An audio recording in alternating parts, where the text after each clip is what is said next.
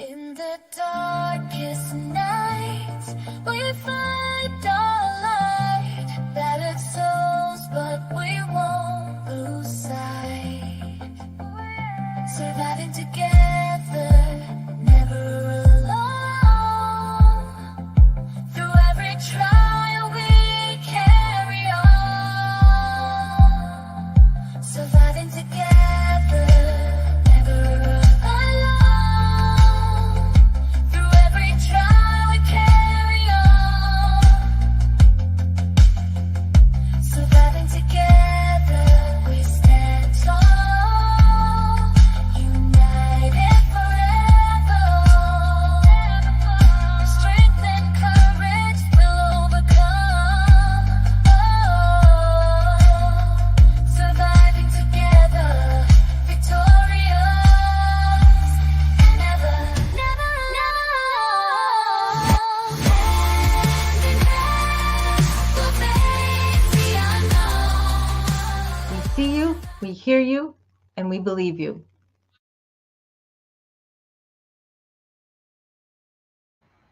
Hey guys, how's everyone doing tonight? You've landed on Surviving Together. Thanks for joining us.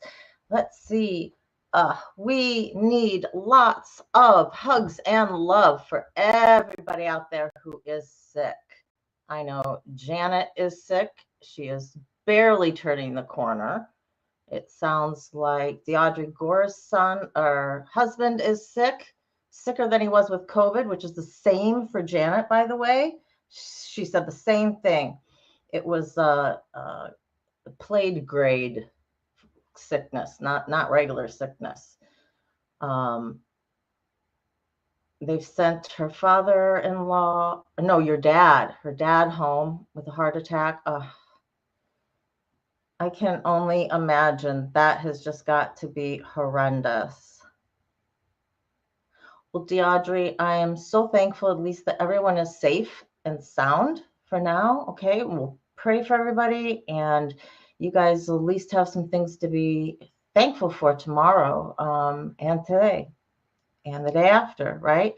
Thanksgiving, yeah, it's an American thing, and it is a chance for us to think and Thanksgiving. What are we thankful for? Gratitude, all that kind of stuff. It's that stuff that we should be doing every day, right? That stuff that really makes our lives better on a day-to-day basis when we practice gratitude. So I think it's wonderful that we get this reminder. Well, let's see if we can continue it throughout the rest of the year. Who else do we have here? Tommy Stiggs, welcome, welcome. Tommy's joining us for a while, and then he's got his own wind down starting in an hour. Crystal, glad you're here. I know that you have been working and things have been going better, which is awesome. Janet is feeling a little bit better. We're gonna keep wishing her well as well. But Janet, it was great to almost talk to you today. And Seventh, glad you're here. Did I miss anybody this morning? Or this afternoon? Sorry, my anxiety this afternoon was really, really bad, guys. So, I did have to take an anxiety pill. So if I crash or like squirrel off even more than usual, I really apologize. Arlene, good to have you. Glad you're here. Seventh, I sent out your link. Was that my link? Are you talking to Janet? See, this is where it gets a little confusing, right? Who are you actually talking to? Deaudrey says, and thanks, Janet, for naming that the plague. I told you it was a good name, right? Yeah? It was the right one. Definitely the one to go with.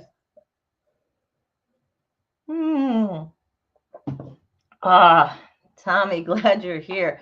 Didn't get a chance to talk to you this morning. I was getting ready, and then I was on the road. I had court this morning, an hour away in a little small town south of here. So had to get going and on the road. And that is pretty much the only reason you're finding this makeup on my face because I was in court this morning. Let's see. See, this is just unbelievable. Janet, I thought when you had it and you were just like, oh my God, down for the count. But now with the Audrey's husband too, that's a load. So please, especially if you're going to be visiting anybody tomorrow, if you're going to be seeing family, please practice good hygiene. Sometimes you got those aunts and uncles that just, demand their kiss and basically grab your face and accost you. Yeah, just beware of them, okay? And the little snot monsters as well, if you've got any of those ones running around. So just take care of yourself, because by Monday, everyone's supposed to be back in the office. You had a 4-day weekend. Why do you look so sick? Well, because all the germs got passed around over the holidays. Oh, yes, Janet had an ear infection as well. And I know that Jen Marie got bronchitis. So whatever she had kind of migrated into there.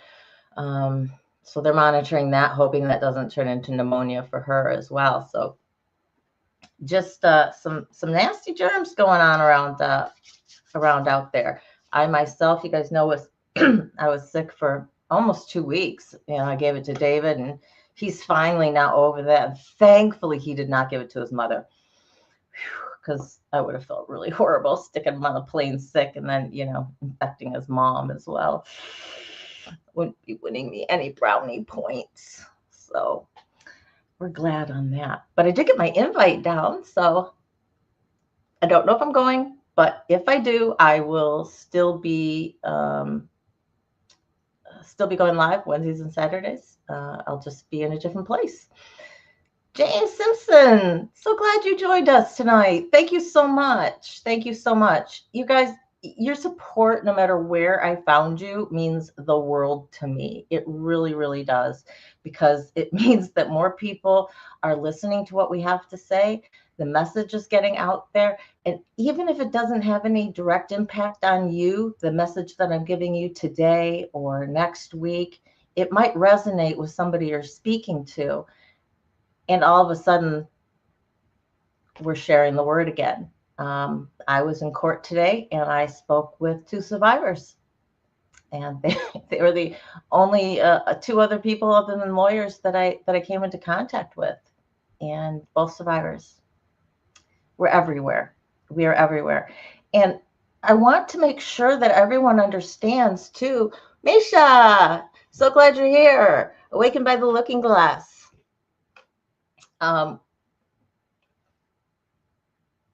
Just stopping in to say hey. Oh, that's wonderful, wonderful, wonderful. And we're so thankful for you as well. Body Illusion, welcome. Glad you're here tonight as well. I was going to say something, and then I got sidetracked by Misha. And while you're here, yes, I do want to announce this real quick while you are here. Oh, canceled. Jeez, oh, pizza. I almost canceled out this whole thing. Thank God for warnings. Ned said that if you have some time tomorrow, starting at midnight Central Time, which will be 1 a.m. Eastern, doing a 24-hour live stream on the Village. Could somebody drop the link?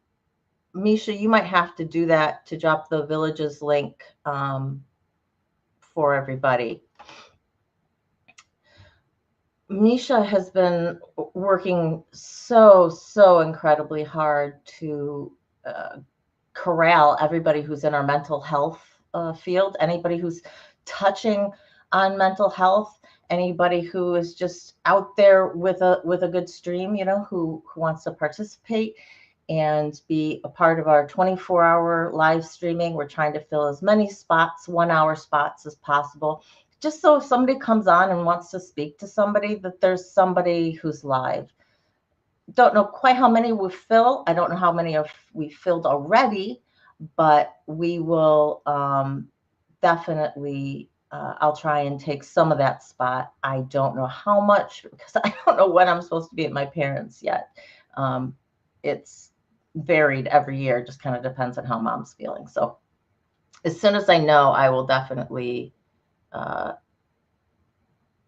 get up and see what's there. Okay, so here is the We Are That Village. So it's at We Are That Village on YouTube. And you should see somebody live most of the time when you go on there, hopefully. I know we've got several. 7th, I can give you, I only had a couple and we just haven't had a need for them, but I'm happy to add some more people as wrenches. And who was I speaking to? Misha, was it you or somebody you knew who was thinking about doing a thing on like how to mod, like how to be a good moderator? Because I think that would be awesome. I mean, I know that there are videos out there and things, but I think it'd be wonderful just to kind of go through and to walk through and to talk through, in a live. So yeah, I think that, Misha, let's do that. I owe you an email anyway. So, and I can't give you a wrench right now, 7th, because I've got to go in through YouTube. And I can't be on StreamYard at the same time. So, yeah, Matsku. Definitely. So yeah, we'll do a show like that, and we'll get a few more mods, and anybody else who's here, if you've been a moderator and have any tips and tricks, and either what to look for with trolls, or how to quickly do something, I don't know, join us. Definitely, we'll try and put up a thumbnail when we get that squared away. Okay. Well, what did I want to talk about today? I wanted to talk about preserving your sanity through the holidays. How do we make it out the other side with only a few more gray hairs, right? This holiday season, it means something different to everybody. Some people are going to be 100% alone. I mean, physically alone and emotionally support alone. They don't have anybody. And that can be extremely difficult. Some people are very happy that way. And it's when family reaches out to them that makes it extremely difficult because they've set up boundaries for a reason. Some people this year are dealing with incredible loss of a loved one. And how do you deal with that? How do you deal with the first holiday with being without somebody? Other times it's because you have to see your family and physically be in the same area with your family. That is extremely stressful, and it can be very triggering depending on what your trauma is. Maybe some of you even are going to have to be in the same room as a past abuser. And keep in mind, this is what I was going to say before I got so sidetracked with the village. I'm glad I remembered. Thank you, Ned.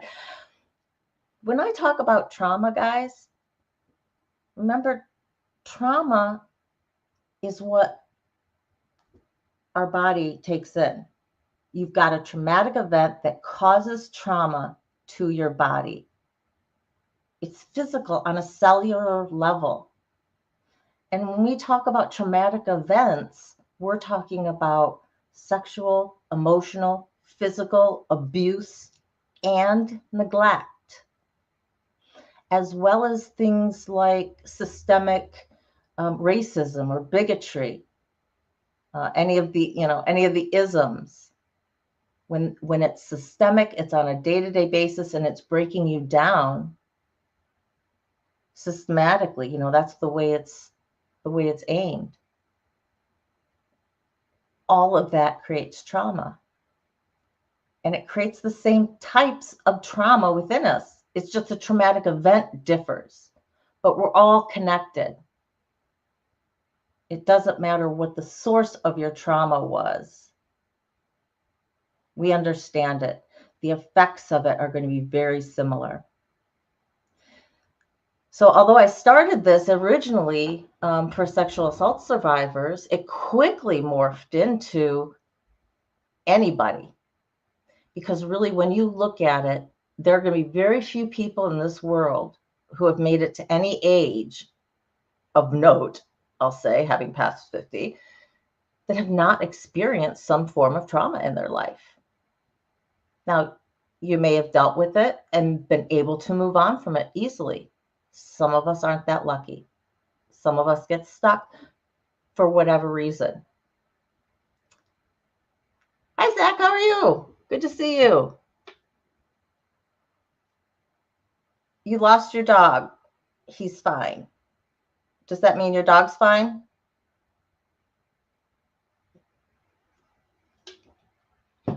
I hope so. We love little doggies. I happen to have the monster of the kitties. Oh my gosh, you guys. I was going to post this short and I ended up clicking something. So the video ended like 10 seconds before I really wanted it to. Moki was being an absolute shit this afternoon. Oh my freaking heavens. I told you that he knows how to jump down from our second story deck, right? He jumped down. I'm standing on the deck. I'm watching him. I looked at him and I was like, don't do it. And he's boom, boom, down. And he's on the ground. And I'm like, you son of a little biscuit eater. I go out the front door, turn the corner, because he just sits right next to the building, right next, I'm in a condo, I'm in an end unit. He sits right next to the building underneath the tree there. I come, he looks at me, boom, boom, up he goes. I go back in the front door. By the time I am in the front door, he is sitting in front of me. He has made it up in the patio, through the back door, and he's sitting at the front door as I'm walking in, looking at him.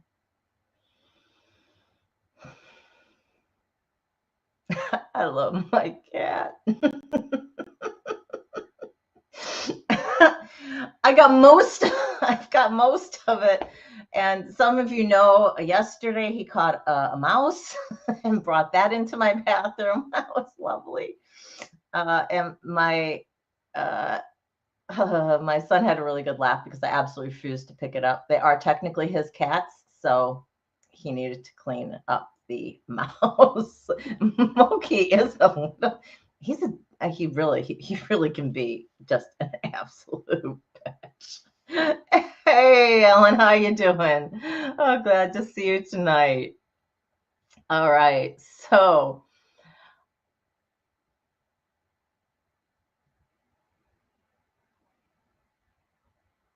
yeah, and the funny thing is see, they're indoor cats. Getting out onto the deck upstairs is like as much as they get outside.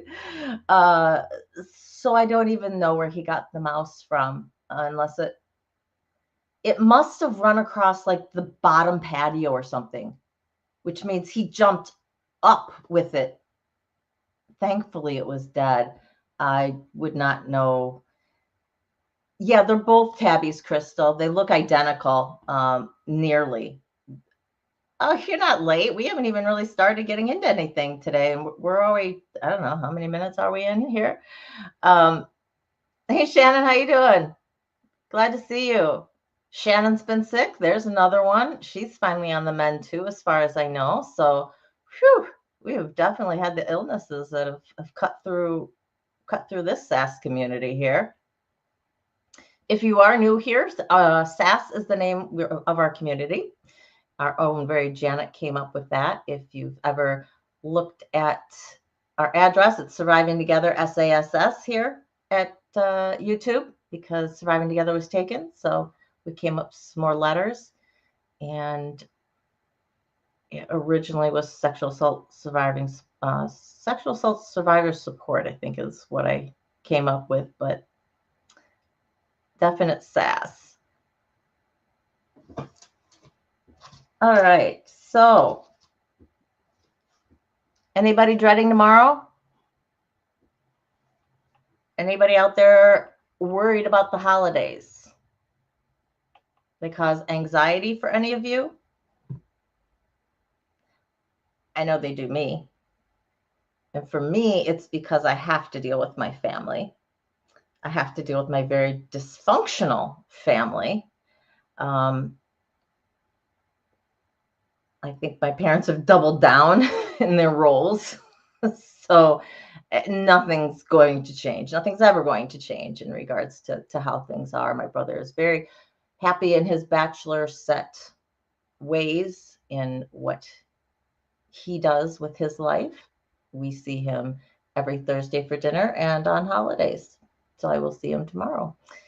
And that is that. And that makes my brother happy. And never any of the other twains shall meet. So it's an interesting time.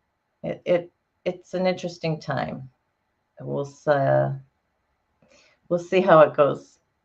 We'll see how it goes this time. I'm not really sure about I'm not sure if my son's girlfriend's going to be joining us or not. But she's an absolute sweetheart, and I mean she makes everything wonderful.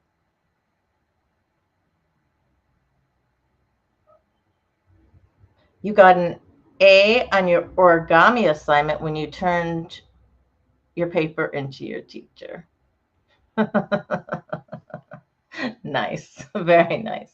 Yes, you Canadians. So wish us all a happy Thanksgiving tomorrow. Um,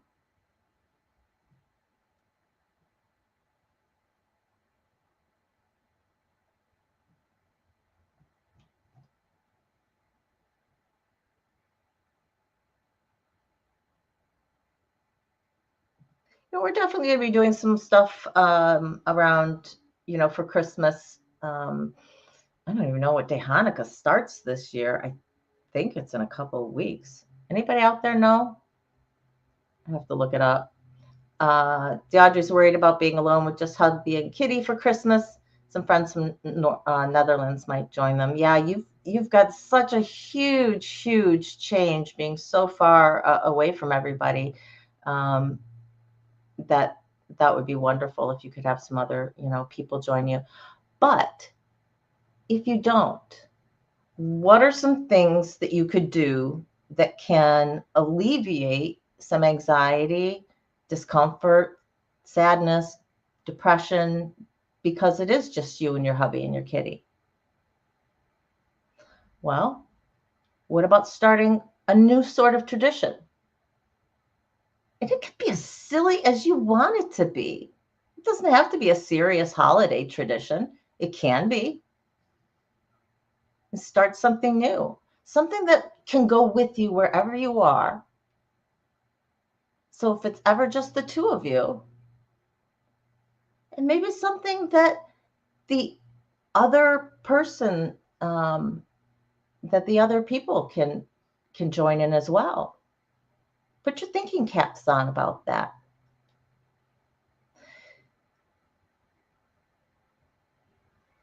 You've been racking your brain about starting a new tradition? Well, hang on one second. Let's ask Chat GPT. What are some new holiday tradition ideas? What about you guys? Anybody out there got some ideas?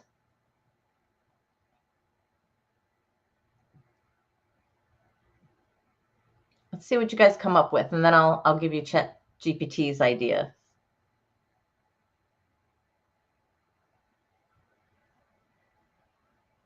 Oh, well, that might work for some. DeAudrey's husband's really sick this year, so I'm not really sure 7th that Naked Thanksgiving Eve is going to work real well for them. So I'll come up with something else here. Um,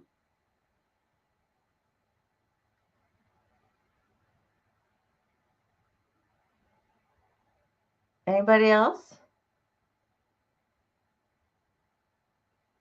Well, if you're alone, if it's just you by yourself or just you and your husband, maybe there's a place that you can volunteer. With something like a Toys for Tots or something like a soup kitchen or, um, you know, any of the drives that are going out throughout the different holidays. It can be something that you do leading up to the holidays. It could be the day of the actual holiday. So let's say Christmas is your thing, actual Christmas. Um, I don't know who else has Boxing Day?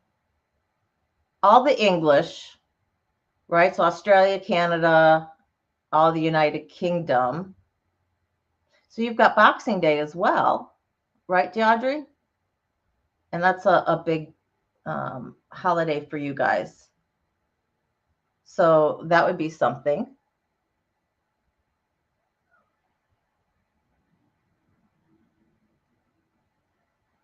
Ooh, yum. Irish soda bread. That and the peanut butter cookies. Yes. Okay. So you guys do have Boxing Day. Okay, great. Yeah, so just another day that is a possibility for doing something volunteer wise. So check your community, your local community, and see what's up with that. Some other suggestions, ChatGPT says take a nature walk. That's actually something that I have started doing myself, just walking at Christmas or anytime during the holidays, particularly because I do notice that my anxiety is up during this season. When I spend longer times with my family, my anxiety gets up, and I don't want to say something or snap out of turn because I'm getting uncomfortable with the situation. And so even just to walk around the neighborhood, walk around the block, it makes me feel better, gets you back in tune with nature. You're usually going to have to start breathing. If you've been started shallow breathing at all, start some of that deep breathing, and you'll find you calm down pretty quickly. Let's see. Some other ideas I think that are really interesting. One is called a memory jar. So, and this could be something wonderful that you could do for Christmas for your family. And if your family is just you and somebody else, or, just like with my family, we're just, the five of us, that's it. You can get a really nice, a jar of some sort or a vase, and people can write down their favorite memories. And it can be as short or as long as you want. And all throughout the year or between now and Christmas, throw things in there. And then on the holiday, you pull them out. And whoever's memory it is can, if they need to explain more than what's on the piece of paper, you can explain more.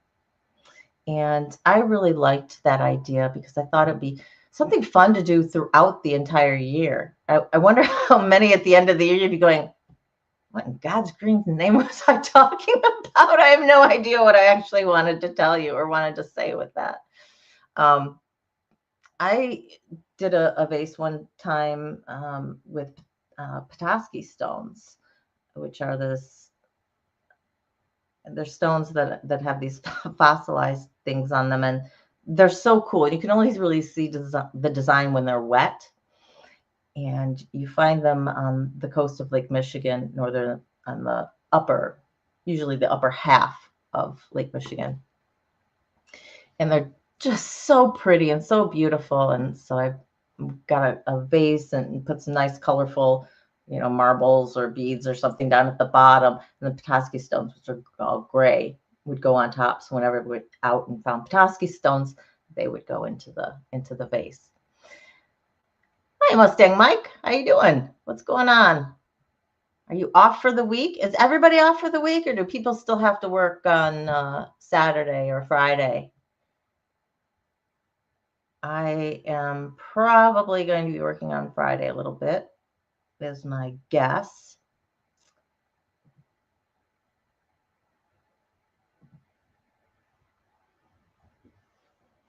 Here's an idea of something to do, particularly if you don't have a lot of money. And I think, hi Don, how you doing? So glad you're here. And I think this is a wonderful idea, and it's actually already started as Janet is sharing a recipe with Audrey. Janet's going to post it on her website, on her channel. I think Janet's mom's peanut butter cookies are posted there as well.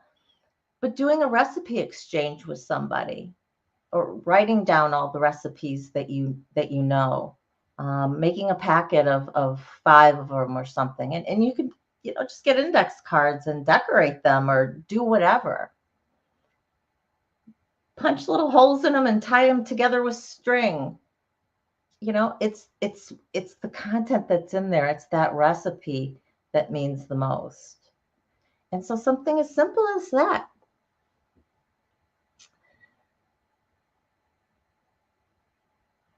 Which, I'm looking at, my parents, and I'm looking at my grandmother. My Nana has all of her recipes that my mom has written down and shoved in her books and things like that. And I think about getting those out and organizing them in some sort of fashion and presenting that to my mom as a Christmas gift one year. I think I might do that. I did one year. I got a shadow box, which I'm not sure if you know what a shadow box is. Basically, a picture frame that's thicker, so you can put something in between, the wood and the glass.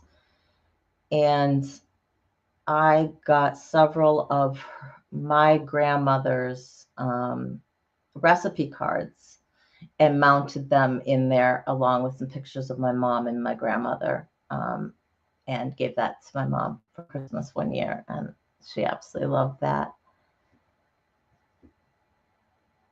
See, Janet, that's wonderful. And I guarantee you there will probably not be a Christmas gift that they will treasure more throughout their lifetime.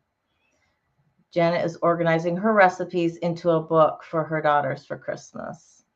I just how precious, I listened to some of you. I listened to, Don. I listened to you. I listened to Gianni. I listened to Thindu, and I listened to you guys rattle off some of these recipes or ingredients or things that you're doing with your recipes, or the Italian recipes. And I'm just like, my mouth is watering because I can just smell what you guys have cooking.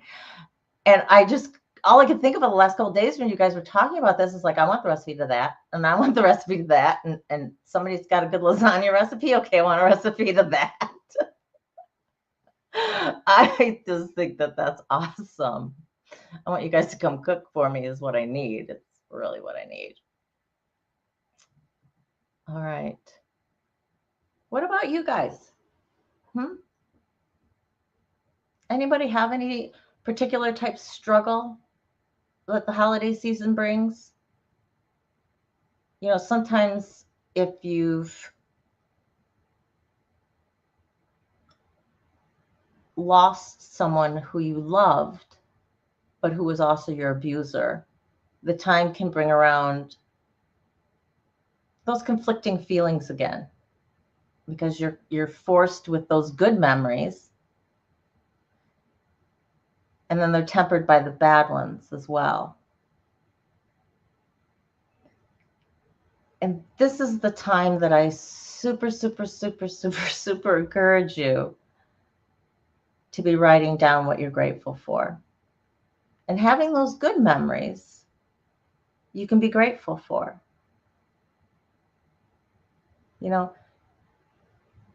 Very few people are going to be 100% horrible. There may be a redeeming quality in there somewhere. Or maybe they were a great dad up until they started drinking heavily, or up until dad lost his job.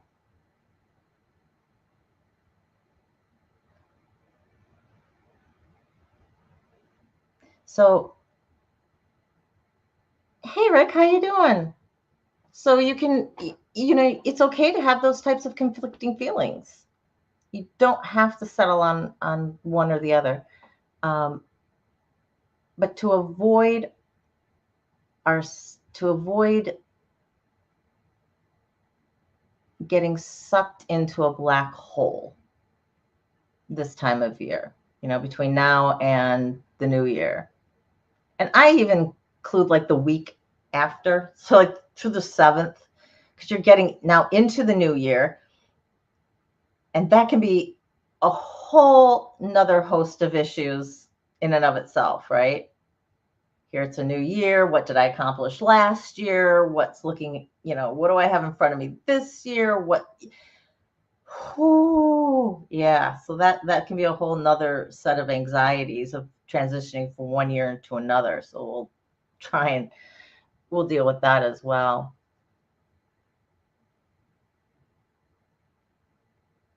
7, I think that this is an absolute great time for you for creating something new. The holidays don't mean what they used to you. There's a lot of other people who would be struggling just like you. And I don't know what kind of area you live in. I don't know how accessible things are. I don't know what the volunteer needs are in your community. But I encourage you to look into something like that. And it doesn't necessarily even have to be something you do in person. Sometimes with organizations, some of these companies, the organizations, they need people to help with the behind the scenes things. So if you're not comfortable being out and intermingling directly with others, there could be opportunities for volunteering from behind the scenes as well. So I encourage you to try and think of something different to do this year. It doesn't have to be what somebody would traditionally do.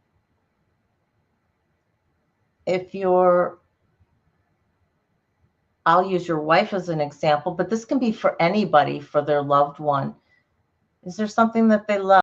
Is there something that meant a lot to them? Is there some way you want to commemorate their memory, commemorate their life? It can be something that you can create and do special for that person on that particular day.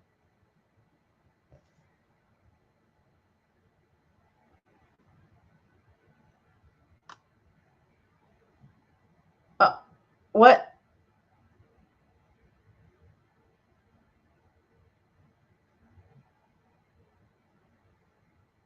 Oh, Rick. Oh, dude, if you were closer, you could come to my dysfunctional family for Thanksgiving. You're welcome. I don't even know what we're having. I'm so sorry. Oh, yeah, divorces can be an interesting thing. The writing was on the wall one year, and I knew it was. My ex-mother-in-law took it a step too far when she charged my husband and I for Christmas Eve dinner. I am not kidding you. We wrote a check. It said December 24th.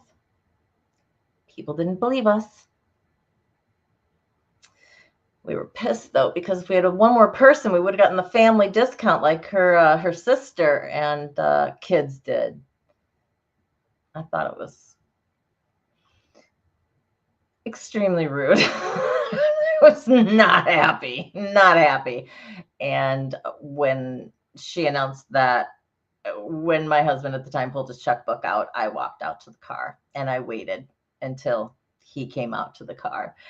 And I guess Arlene, did you give her a tip? Funny you should say something. I guess So my husband comes into the car and I was like, okay, we ready to go? And he was just like, well, that was kind of rude. And I'm like, what? Like her charging for a meal that she couldn't afford, but did anyway, and then decided to charge us and cook the meat the way she likes it, which is blue, which is even rarer than rare. It's pretty much warmed raw, just warm. It's gross to me for someone who likes it medium rare. That's just gross. That's something I barely ate anything that was there. And he said, well, she was really pissed that you didn't thank her and say goodnight. And I said, well, I normally don't for the help. I was not very popular in my marriage for the rest of the evening. Yeah, that was definitely the beginning of the end. She was beyond rude to me. I think we were both, but yeah, it was. I was pretty. You like blue steak? I will say I've had steak tartare, and there's just no interest for me. Just no interest for me. Thankfully, Rick, if you came, you'd be coming to my mom's house, so that just means everything's out of a box.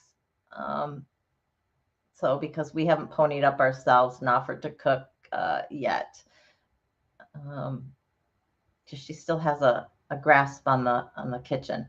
Although I think if we argued just a little bit, we'd be able to get to it. No, I think my brother and I are actually going to do some cooking when we get there.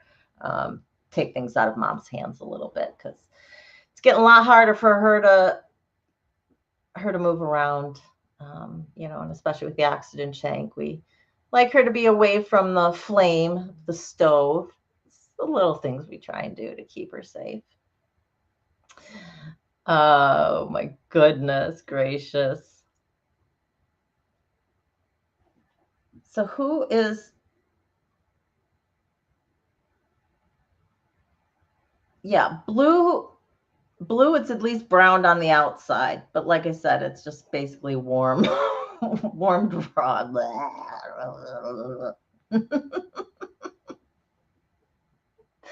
Brian Lucas, so glad you're here. Thanks for stopping by. We are talking about how to preserve our sanity during the holidays.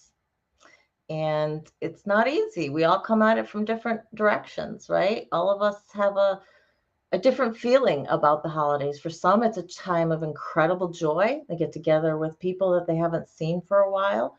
For some, it can be a form of heartbreak because of the people that are missing.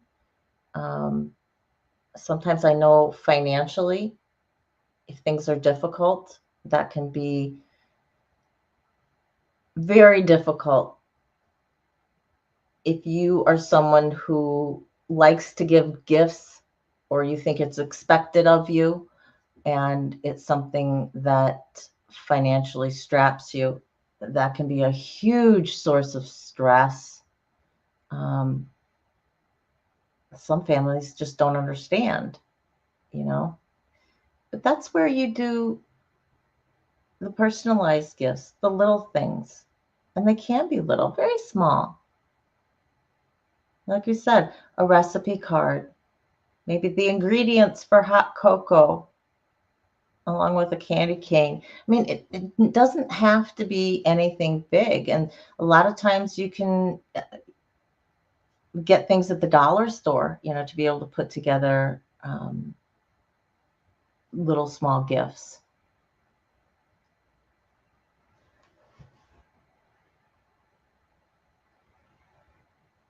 I'm sorry. I am so sorry, Ellen. Ellen is missing her mom, and the anxiety's been very bad. I can appreciate with the anxiety because mine has been very bad getting into this season. And I know for me personally, My folks are getting older.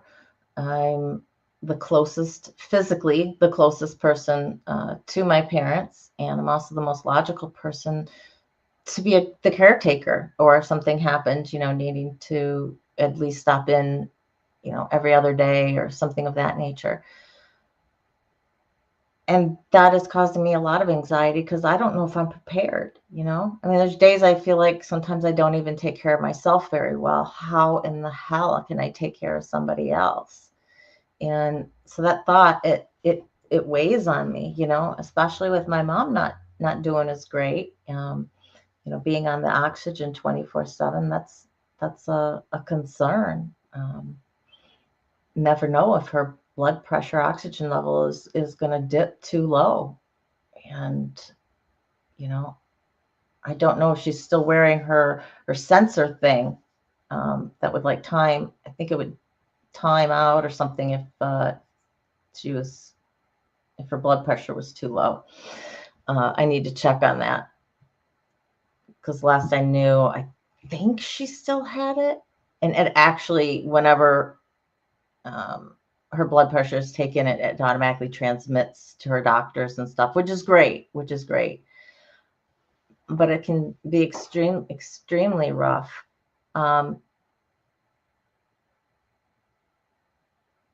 Ruby's mommy, what can we do? What could you do to feel a little bit better about missing your mom? I'm not. I do believe I'm going to go out on a limb and say that you've got kids just based on your title, and definitely a time, if you can, whether it's virtually or in person, hug them a little tighter, right? I tell my son I love him probably 1,500 times a day. And really, it's anytime I'm speaking to him, if he leaves the house, I say I love you. If we're just talking or whatever on the phone and he's in the basement, he will just say to me, okay, thanks, Mom, love you. And his friends have given him shit about it in the past. But I think that they definitely all come around and understand, it's been Kieran, it's been my son and I for just most of his life growing up. His dad's been here, but he's been in and out. And I never want him to leave my sight. I know he knows I love him, but it's just my way of always knowing that I've said those words to him when he leaves. Ruby's your dad. Well, give Ruby an extra big hug anyway. Fur babies are the best. Lord Kiss Freak is in the house. How you doing? Very much long time no see. Are you covered in snow yet? Aren't you at like the 45th latitude or something like that? he's he's just so far up in Canada.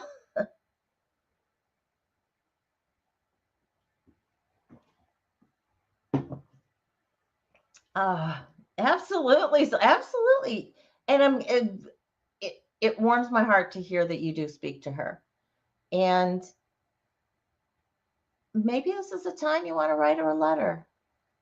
Write her a letter about your favorite childhood memory,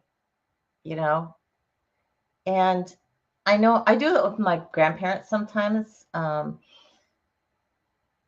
I was very close to my mom's parents. I didn't see my dad's mom passed away when I was 2, so I never really knew her. And my grandfather, until he moved in with us, he was pretty much in and out of our lives, just because distance-wise. Yeah.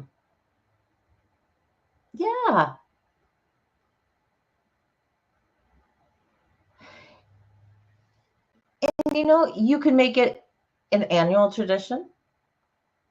It's an annual tradition to sit down and write about a new memory, read about the old memories that you've written about. Maybe you just want to make it be something whenever you remember another memory, favorite memory to write about. If you've got anything unresolved, write about that too.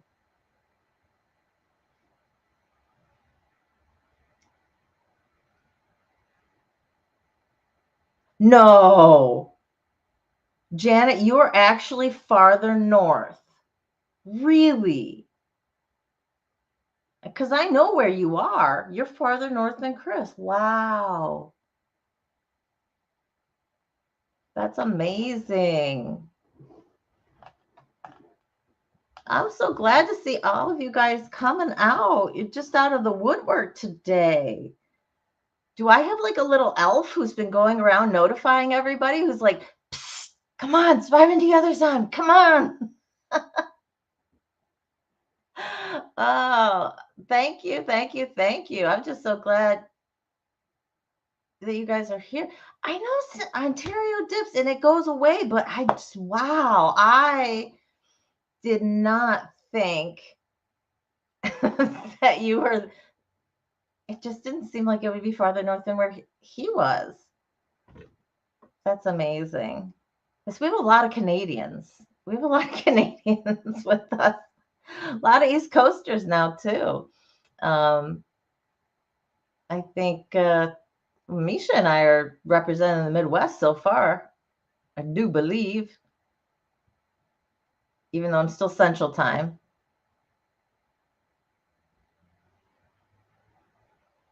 See, but I thought he was in Northern Ontario. I guess maybe that's where I thought he was farther north than he was. Maybe when somebody was trying to explain it to me, like, I don't know, Ben,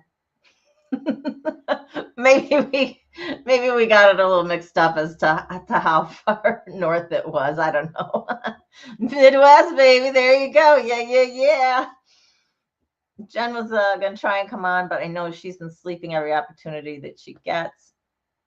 So I certainly don't begrudge her at all for that.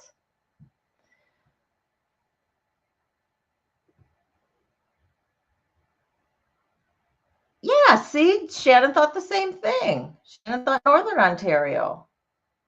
This is why we were confused. This is why, at least why I thought. He is. See, now we're going to have to pull this up on a map. I'm not going to be able to do it right now, but we're definitely going to have to pull this up on a map and see where you guys are in relation to each other, because this is hilarious.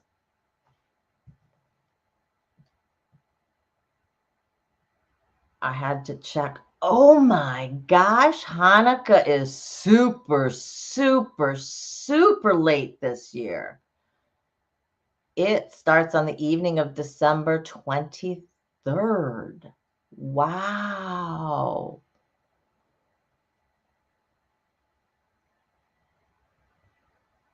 Huh.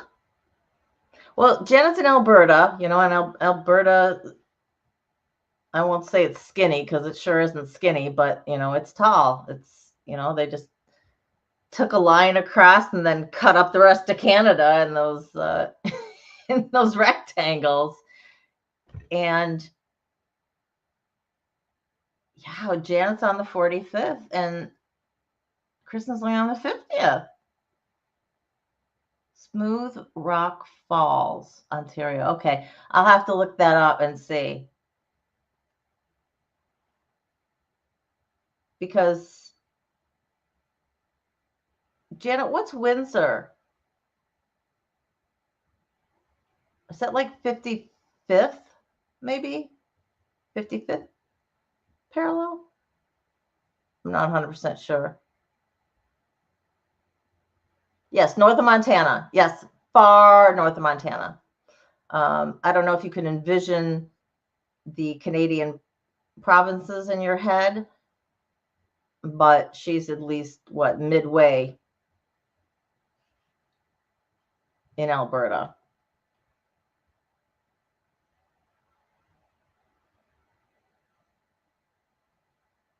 where they are is north. Windsor is 42nd. Okay, so yeah, I'm probably like the 40th or something like that. So I'm just a little farther.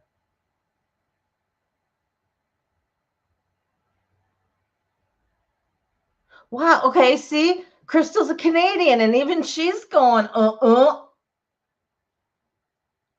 because Crystal is in Saskatchewan, which is right next to Alberta. And she says she is still classified as Southern Saskatchewan and didn't realize that Northern Ontario is actually then lower than Southern Saskatchewan and Alberta. Say that 5 times fast. How do you guys say Saskatoon, Saskatchewan? I'm just like, sass. So, wow. Okay, well, we'll have to have like a little geography lesson maybe next time. Next time we come on, I'll pull up a map and we'll start pinning some places where people are, at least general area, because not everybody wants to be identified as where they are, and that's totally okay. Yeah, Montana is also way west of where Lord Chris Freak is. Saskatchewan. Yeah, exactly. Put it all together. Like, you just say Sask. Okay. I guess because it's Mac. It's Max and Sask. I'm gonna get goofy. I think my anxiety medicine is taking effect now.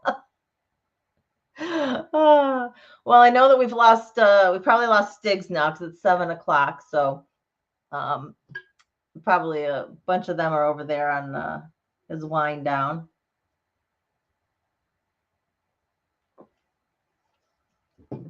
Not doing wine yet. Sasquatch.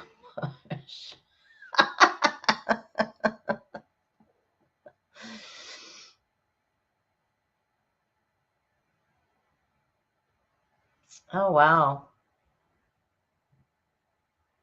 Okay, 49th and 52nd. That's okay. That's only like 3. Close. Still. I live in Saskatchewan. I live in Saskatchewan. Okay, yeah, we're not gonna go there tonight. I'll definitely get myself in trouble.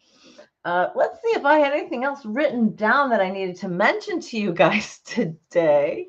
Oh, since I do have a bunch more people in here today, if anybody has lupus or fibromyalgia and is willing to speak to me for a few minutes, even if it's just through email, that's fine.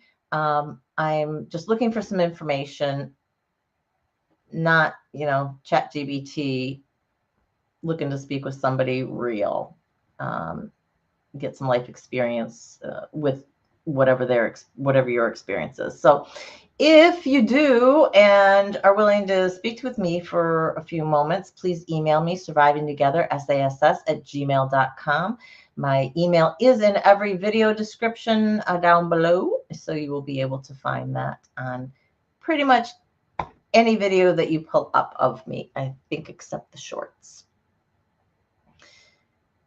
If you guys didn't know, I did put out a short this week. It was a poem that I wrote called The Memory. It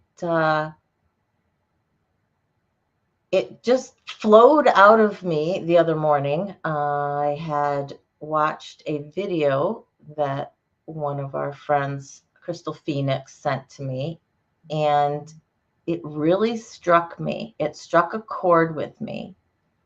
And it was called Angels by a band called Within Temptation.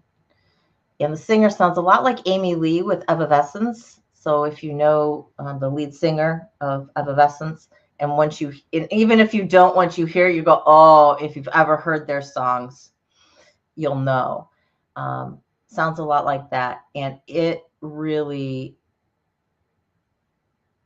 was the music, it was the video, it just all hit me and the next morning, this is what poured out. So if you could, not only for here, for this channel, if you could like and subscribe, check your bell for notifications, guys. If you're subscribing, if you're subscribed here or anywhere else, if you just hit subscribe and you don't go into the bell and actually click all, more than likely your notifications are going to say personalized. And unless you personalize them, you're simply not going to get notified. So make sure that your bell is checked to all. Doesn't always work. Sometimes there are some of you people put out content and my thing's on live and I don't get anything. But I realized this week with subbing to several people that was the issue. And I know that was the issue why I didn't get the live notification for Body Illusions live, first live this week. So definitely double check that if you're not getting notifications.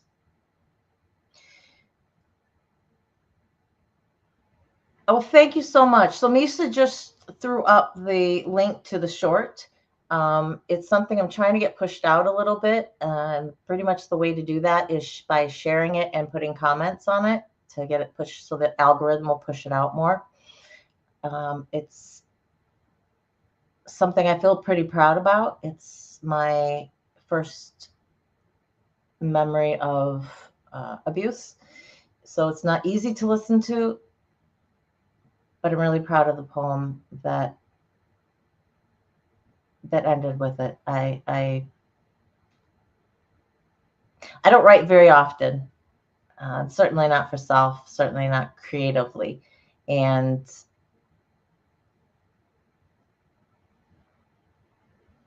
I got music in the short too, in the background. I'm just so happy. I'm so proud of myself just for that reason too. So check it out for no other reason than to go, oh, she put music in the background. It's everything. Yay. Misha also threw up Rick's link here too. If you guys want some laughs, Rick puts out some content every day, I think, or at least nearly every day. So it's humorous. So if you guys want a little bit of a laugh, definitely head on over there and check his channel out and subscribe. Thank you, Crystal. Thank you. Thank you. I really appreciate that. I enjoyed writing it, and I really made surprisingly few changes to it when I got done. Jimena, oh, I'm so glad you're here. Jimena is in Mexico, guys, if you don't know. So we definitely have a lot of people. I know Mon is probably sleeping in Australia. It's the exact wrong time for this to be. They're 10 hours ahead of us. I do believe, no, 14. Is it between 10 and 14? Because I know Australia has many different time zones. So I'm not 100% sure on that. But Mon and Christy and a bunch of others are in Australia, and we just got everybody. This is fabulous. So, Jimena, we've been talking about, what do we do during the holidays when we're uncomfortable? What are some situations that might come up for you? Do you have to see your ex's family? Does anybody have to see their ex's family? Does anybody need to see family that they don't get along with? Is anyone dealing with that? If you haven't set your boundaries with them, I highly, highly encourage you to put some thought into that. Because even if you set boundaries in the past, it would be good to reassess them to make sure that those are still the boundaries that you want. Do you need to tighten them up? Do you need to remind people what your boundaries are? It can be very difficult for some people to hold their boundaries during the holiday time because you figure, it's the holidays. Well, all right, fine, come over. But guys, please take a few minutes to yourself, whether you're writing it down in a journal or whether you're just thinking about your situation, put some thought into it, because it is going to be extremely difficult when the moment comes up, if you're not prepared for it, to stick to what you feel you need to in order to maintain your mental health. So I highly, highly, highly encourage all of you to look at that.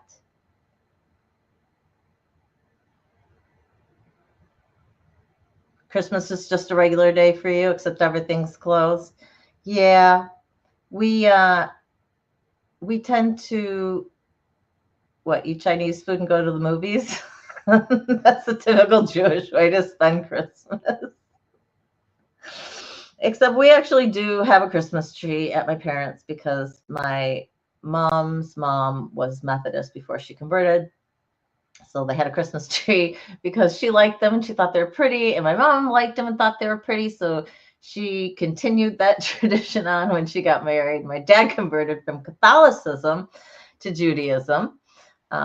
So yeah, guys, Stig, Stan, all you guys, all you Italian Catholics, and I don't even know if you are, Don, so I apologize if you're not, but I get that, my Polish Catholic, my dad's family's Polish Catholic, so I understand the type of neighborhood you grew up in. I think I do. I think I understand it well, but definitely want to talk to you about that.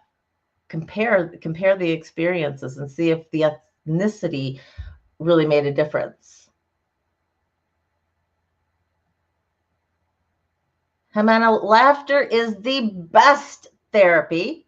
And if you doubt me, go check out the video that says laughter is the best medicine, where I discuss the science behind it. Always a chance just to give something else.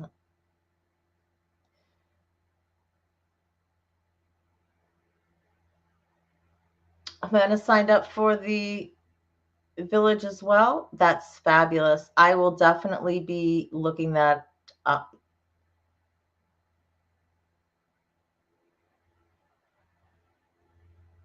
So my friend always puts up a Hanukkah bush, a Christmas tree at the top 2 feet. I love it. I love it. Yeah. We there is actually, I nearly got one after Christmas last year, after the Christmas season, everything's on clearance. And it's an actual menorah tree. It's the goofiest thing, but it combines the two holidays so well. It's Christmaka. So I don't know. Anybody else out there celebrate Christmaka? Because we certainly do. Um, I've I've done the everyday 8 days gifts with my son for Hanukkah before. It's an American thing to do, or westernized thing to do. They don't do this in Israel. It's not a gift giving holiday traditionally, actually. So what parents did is we would get like a gift the first day, maybe the first and the second day, but they'd be small things. They might be school supplies or underwear, or they were always something extremely practical, because Hanukkah Harry brought them, and Hanukkah Harry is a practical guy. He's just a practical dude. So, and then the last day we would get our big gift. I don't remember what we got most of the time. I just remember one year my brother and I got electric blankets, and we were thrilled. We lived in New York, upstate New York. We got electric blankets for Christmas. I have never been so happy in my life. I wore those onesies, the zip up onesies, I think until I was like 11 or 12, just for warmth, because I was always so cold. Crystal Phoenix, oh, I'm so glad you were here. I was going to email you today and I got sidetracked with a bunch of other stuff. I met somebody today who definitely needs your channel. I gave her the name. I gave her Surviving Together's contact. She's already checked out one of my videos, my earliest video, my story, and I'm hoping that she will continue to check things out with Surviving Together. And I pointed out the one that we did together so that she can get pointed in the direction of yours, because you two would have similar stories. So just so you know, if you've got somebody new who comes a knocking, I may have sent somebody over there. Krumel, I hope I'm saying that correctly. Thanks for being here.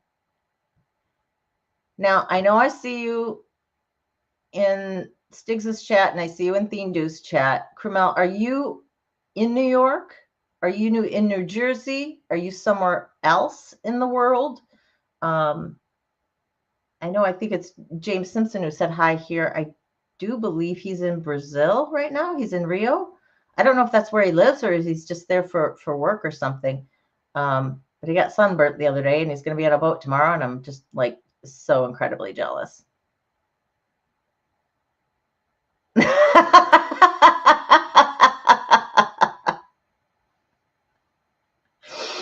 Janet said, I wonder, was he this week when I was really sick? I know, right? Just, put that stuff on and just curl up.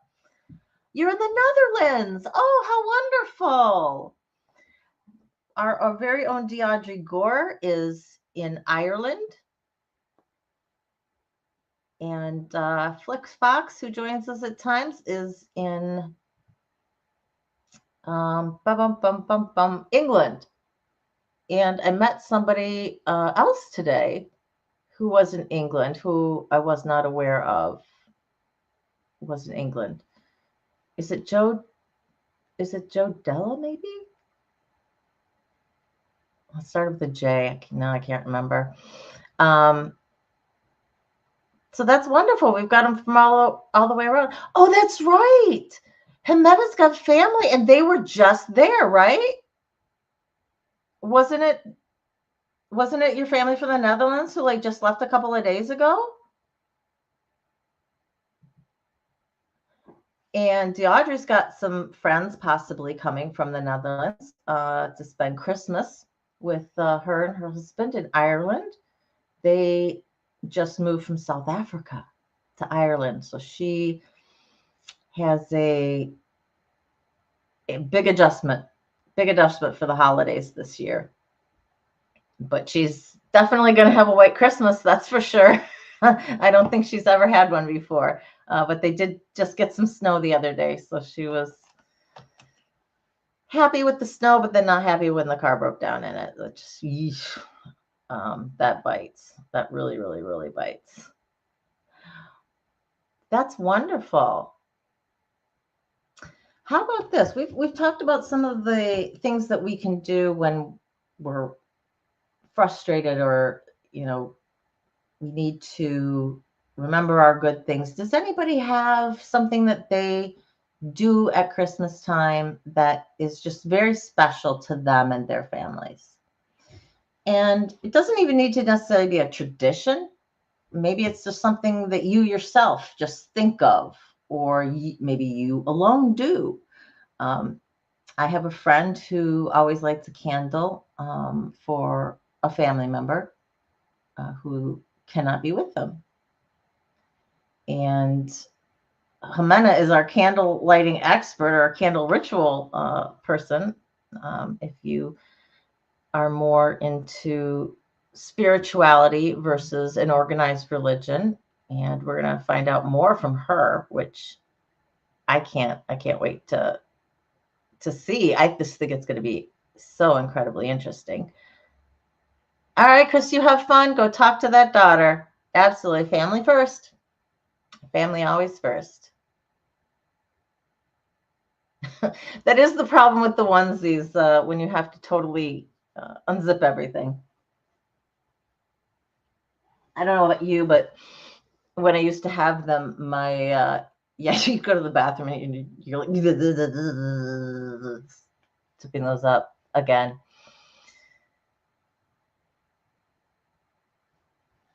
Okay, I know whose house I'm going to then. We're raiding Janet's house. Either that or is the postal service back in swing in Canada? Are they shipping things out again? Because the worst time for them to be off, which I'm sure they know because everyone's going to be pushing for it to get back. I haven't checked on this because I am still waiting on my cookies. I know you're sick, so it's okay. Don't worry about it. And I know we might have a shipping issue, so they're still on strike. So what are people doing? Is like I'm assuming like UPS and DHS and FedEx and all that's still going. So I guess if people have to get things from here to there, they're just using that. That is wild that they are still on strike. So Janet makes food, Norwegian meatballs. Lefse? I honestly do not know what that is, and I've never heard of it. Lefse. Turkey, gravy, mashed potatoes, pumpkin pie, gingerbread cookies, sugar cookies.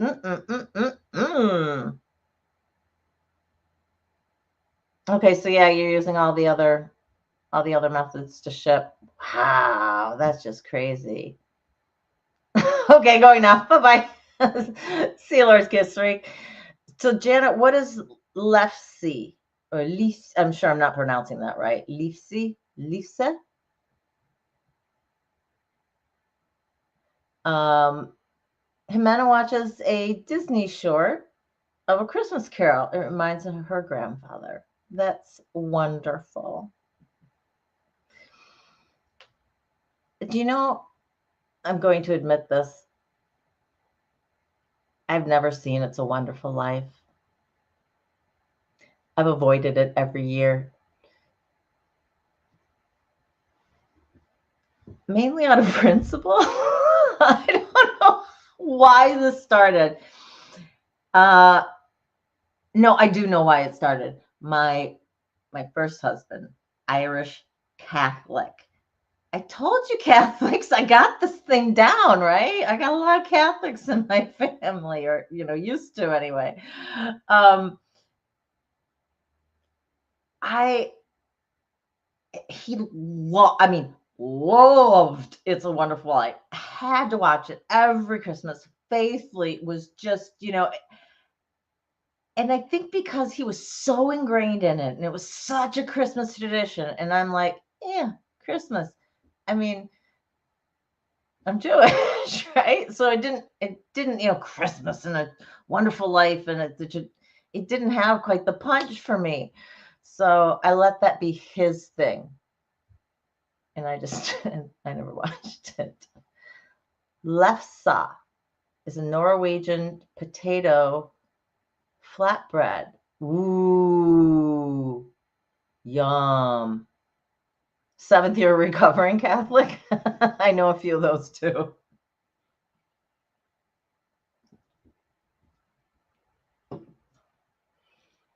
Carmel, you are not the only one I hear this from as well.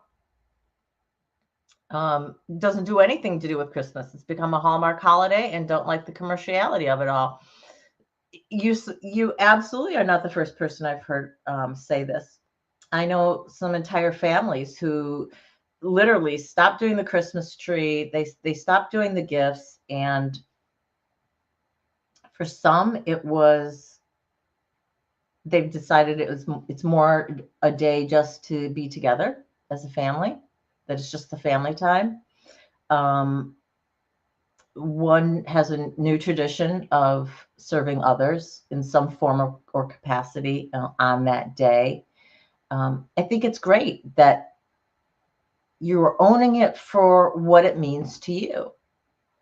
And that's why I don't believe there's any one right way to celebrate Christmas, because we all come at it from different angles, whether it means something to us deeply religiously or whether it is something that has just become part and parcel of the holiday season. Hey, Hollywood, how you doing? How's it going? Glad to see you. Janice says she's a recovering Lutheran. Do we have any other ones in the house? Crystal says she still hasn't seen It's a Wonderful Life. It wasn't a tradition in her home. Bing Crosby movies were. White Christmas, Holiday Inn. She still watches those. Yes. I would have to say if there were any movies that we watched, it would have to be Miracle on 34th Street. That's the only one that I remember seeing multiple times, at Christmas.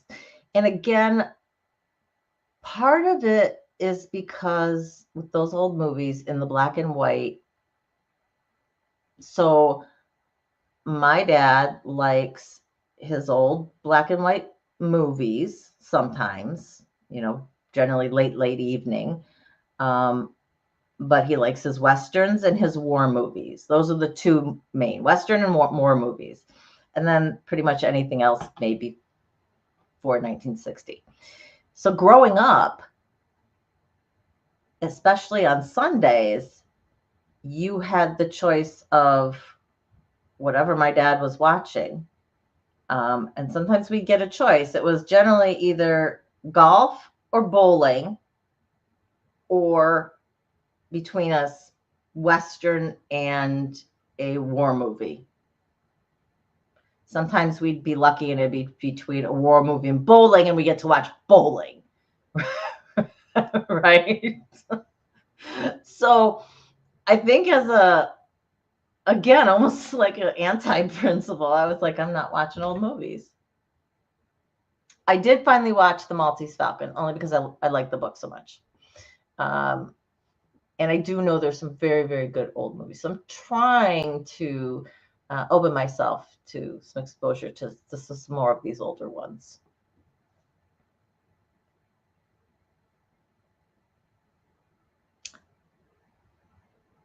Say what? It wasn't allowed in your house growing up? Okay, so what about Miracle on 34th Street was a no-no? What did your mom think that?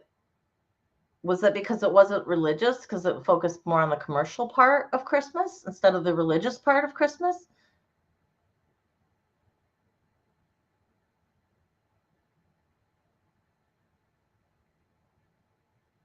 Oh, okay. Anything, yeah. So anything to do with the commercialization, Santa, that whole thing was out the door in your family. You're agnostic, Kramal? Join a lot of it. I think a lot of people. I find that on a whole, trauma survivors, they either turn into organized religion, or they're turning away from. I guess those are your two ways to go, isn't it? You turn into it or you turn away from it. But if you're not turning into it, I do find people, some people search around for some other organized religion because they like the structure of it. They like having, I guess the structure, the order, with the organized religion versus just being more spiritual, or officially an agnostic or something. Ned, thank you for all your work. Very much appreciate it. I will definitely check out the village after I get done with here, after I get off the phone with my father, and check out times for tomorrow. Anyone remember Bowling for Dollars? Why do I know that? What was that from? Bowling for Dollars.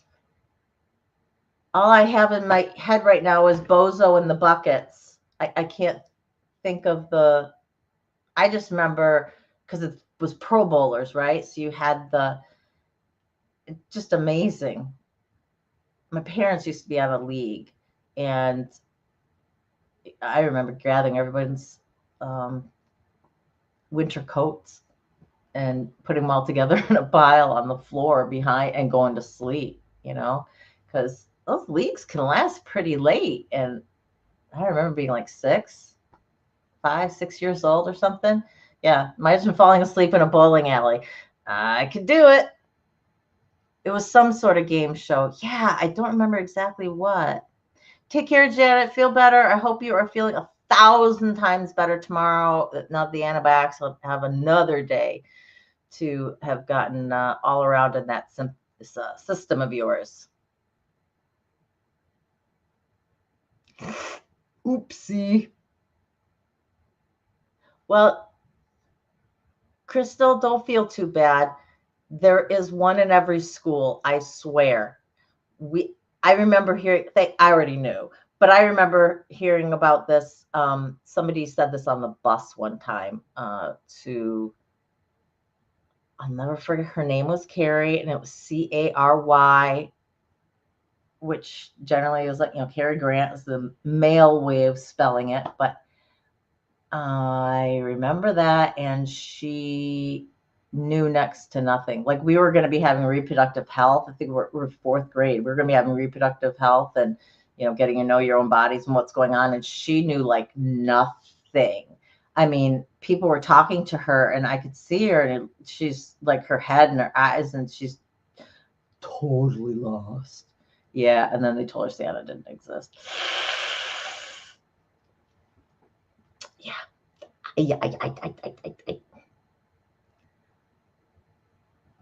Okay, so we have, Ned said she will be up posting first at midnight. That's midnight Central Time, so it's going to be 1 a.m. Eastern. Ben has taken up a link tomorrow. Okay, awesome. Well, we will definitely, like, I know Janet, if her voice was doing anything, I know, we would have had some offers with some other people. Jen, the same way, she's the bronchitis, and it's just not a good time for some people.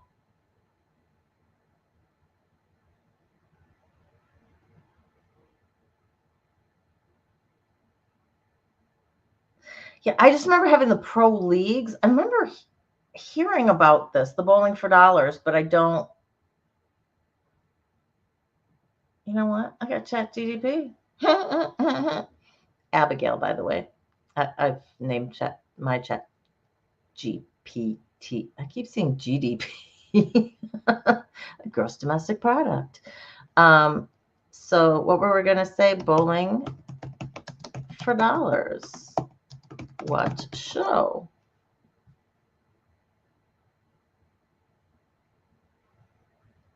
It was actually called Bowling for Dollars. Okay. It was in the late 70s and early 80s. This is why I remember it. This is right up our alley, Gen Xers. Okay. So Bowling for Dollars was the name of it. And that's why you capitalized the B and the D. Seventh. Very smart of you. I didn't pick up on it.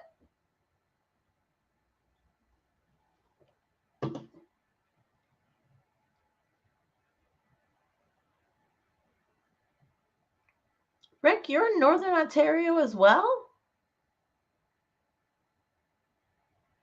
Well, how far away do you live from Chris? Jeez, oh Pete's. We only had 3 channels too, though. Well, 4 if you counted UHF, right? But you couldn't always get that in. You couldn't count on it because you had to get that antenna just right, or add some piece of tinfoil going off in some monkey direction. So yeah, until cable came along. I remember the first time we had more than 3 channels. It was like, oh my gosh. It could be the President's State of the Union address, and we could still watch something on TV. As long as my dad wasn't home, to watch the address, because otherwise it was before you had multiple outlets for the TVs, and we only had one TV for a long time. None of us had TVs in our rooms. We finally, in the rec room, were allowed to have a TV over there, but you lived in Northern Ontario as a kid. Okay, so you're Canadian. I did not know that. How did I not know that? See what I'm learning about my peoples. All right, so I will definitely check out the village and get with my dad on that.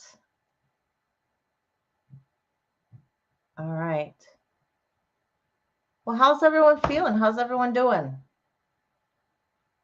I do have one exercise that I want to show you. I tried, my son got home late and I was trying to film it, and I don't think it really filmed very well. So I'm just going to describe it for you guys.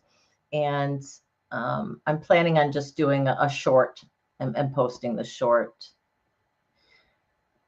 But if you know what wall squats are, or you can look up wall squats, there's plenty of YouTube videos on doing wall squats.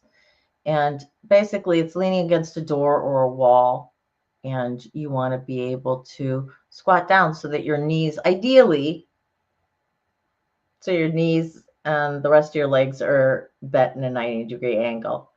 Not everyone can do that and go down that far, and that's okay. You do not have to go down so that your legs, so your thighs are 90 degrees perpendicular to the floor. When you've gone to where you feel that you can hold the squat for a little bit, and by a little bit, I mean more than 30 seconds. That's what we're aiming for. Longer the better, but at least 30 seconds.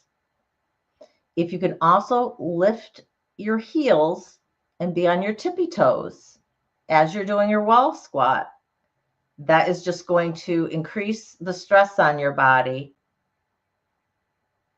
And what this is doing is, as you are fatiguing your muscles, the longer that you're holding this and you're fatiguing your muscles, it is actually releasing some of the trauma in your body. This is a way of opening up our cells, opening up these cells. Don't ask me how it works. I did a video on somatic exercises one time. You can see the live. We looked at a video of a doctor who does just this in terms of trauma release, somatic exercises for trauma release. But this particular one,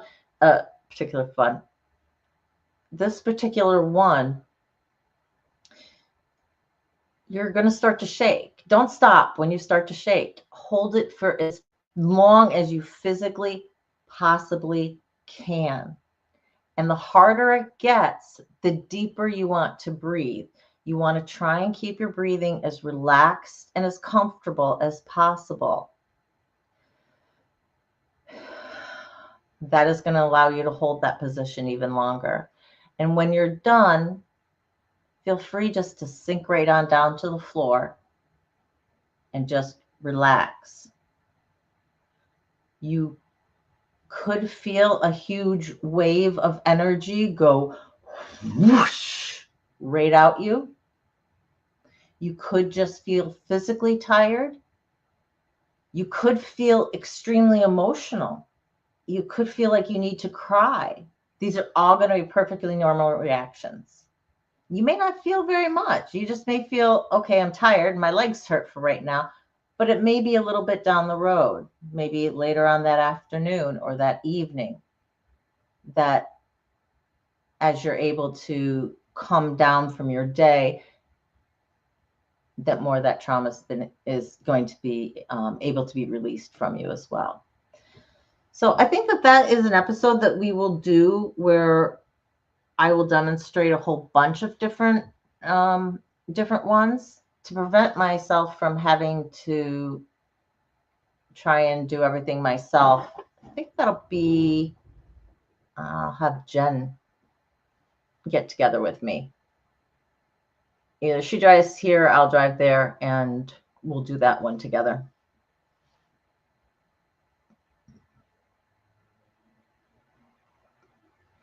Oh my goodness, Carmel, you've got pneumonia. Oh, join the club of everybody else who is sick here. Oh my goodness.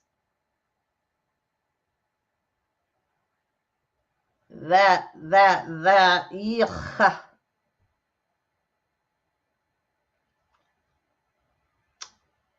I show me is fine. I have not kicked off my camera. I'm I'm so happy. I'm so happy. So I don't know, and maybe just be on your side, Skrmel. Crystal said that my other's keeper, Kim, is going live at 6 tomorrow, 6 Central tomorrow, so 7 o'clock on her regular time because she generally goes Tuesdays and Thursdays. She's looking for Canadians to help with her panel, because the Americans will be doing their Thanksgiving Day. Cool. So check out my other's keeper. She handles all kinds of different mental health topics. She is one who always has somebody else with her, one or more. So always doing an interview or a panel discussion or something of that nature. So she's got a lot of different shows. She's been doing this for quite a while, 2 times a week generally. So you can definitely check out the different guests that she's had on. And so we'll see maybe who shows up tomorrow. And if I'm able, depending on what time our thing starts, maybe I'll try to pop on. Just don't know what time we're having dinner. Like I said, it's been at 1, it's been at 2, it's been at 4, it's been at 5. It's just kind of dependent. So no idea. Yeah, Janet. Well, we'll see if the U.S. is able to get some turnaround. Teen 2, how you doing? Thanks for stopping by. We were just getting ready to wrap up. We were just talking a little bit about the holiday tomorrow, and I think you said you're going to your mom's. Is that correct? How is Mama Stiggs? Have you heard? I totally forgot when Tommy was in here earlier to ask. He was here, so I'm assuming okay-ish for what? In case you guys don't know. Oh, your mom's coming to yours? Are you cooking then? You and or your wife? I know I hear you cooking about stuff every day, and it just sounds wonderful. And all I want to do is drive straight across and come to dinner because it sounds absolutely phenomenal. But yeah, how's Mama Stiggs? She fell and broke her hip today, guys. So Tommy Stiggs's mom fell and broke her hip, and she had surgery, and she's doing well. Excellent, excellent. All right, if everyone can keep Mama Stiggs in their prayers, and thoughts for all of our parents, all of our last generation, anybody who's older than us, really. That's fabulous. I know that's always got to be scary. And I look at my mom now, and I think with her on the oxygen, if she broke something, I'm scared to death as to what her O2 level would do. And that just is, that's frightening. So I love that you cook, Sindhu. I love that see, I got to find me a man that cooks. I got to have a man that cooks. I cook very well. I just don't cook very often. I used to do all of the cooking in my first marriage, pretty much. And when I went to law school, that all stopped. I mean, like, stopped. And I knew it was going to, because I had been speaking to people. I lived an hour away, so I was there every day. So I had a 2-hour commute every single day. And then I was, at school all day long. And I come home and I do 3 hours worth of homework. I go to bed, I get up in the morning, and I do it all over again. And this is my life for 3 years, 2.5. So I knew that my cooking was coming to an end, and I tried to get my husband involved at the time. And this was when Food Network was becoming really huge. So he started watching Food Network, and then actually getting, really pretty into it. The only problem is that he would then tell everyone that he cooked, and basically I would be the brunt of the jokes because, oh, he cooked. Oh, and the assumption was then that I couldn't cook. He cooked because I couldn't. No, I can.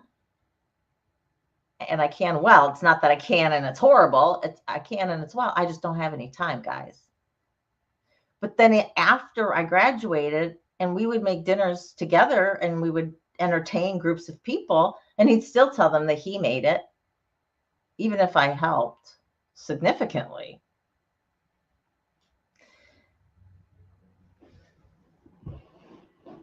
So I think that really turned me off cooking, you know.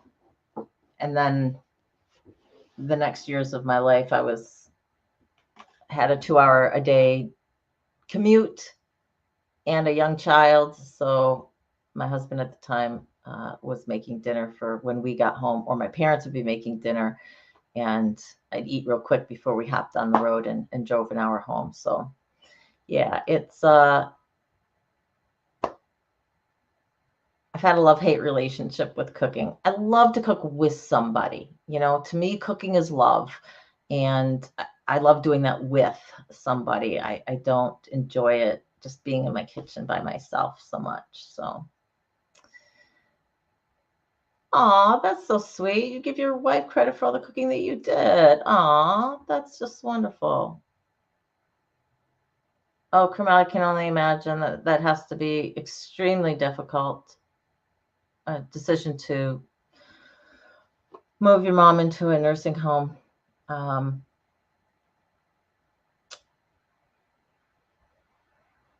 my parents and I have had some significant talks about that, as to what to do. And of course, my father desperately wants mom to never end up there. My mom wants the same thing for my dad, but he's just a little more stubborn. So we'll have to see. Oh, the radiation starts next week, Janet. Okay. Yeah, everyone send out a prayer for Charlotte. Janet's 95-year-old mother. She is a trip and a half. I love her so much. And she is starting radiation for cancer next week, guys. 95 years old. 95 years old. That's a trooper. That's a woman who is loving life and says, nope, I got more to give.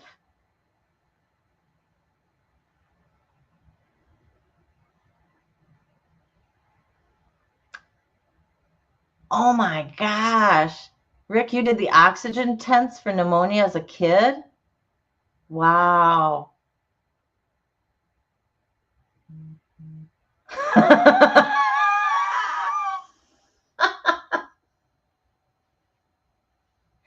We have to give him credit that he chipped in it all, right? So we give credit where credit is due, but Janet has been living on turkey burgers and spaghetti, alternating while she's been sick. So yes, she is cooking tonight. She's looking for something other than turkey burgers, I believe. That is so funny. Yeah, I remember when the Bubble Boy came out, right? They had the after school special, and John Travolta played him, didn't he? Sorry, guys. I've had this in since this morning, and my hair is still wet. And I got to get it out because it's just driving me nuts. Oh. So this is the only way I get wave in my hair. Is if I tie it up when it's wet, so that otherwise I have my father's hair, which is just pin straight, absolute pin straight. But what was interesting, I was looking at it very carefully today, because as you can see, I have just white galore over here, right? I actually have regular auburn ones in there too, and not dyed ones, because all the dyed stuff has gone out. Long time ago, since I've dyed my hair, and I still have some regular ones. Pretty funny. Oh, thanks, Seven. Yeah, my mom, it was before I washed it, it was getting a little, and it was like Sunday. She came over and I think I'd just been laying on it too, and it was just all poof. And she looked at me, she's like, "Oh my God, when are you cutting that?" I don't know.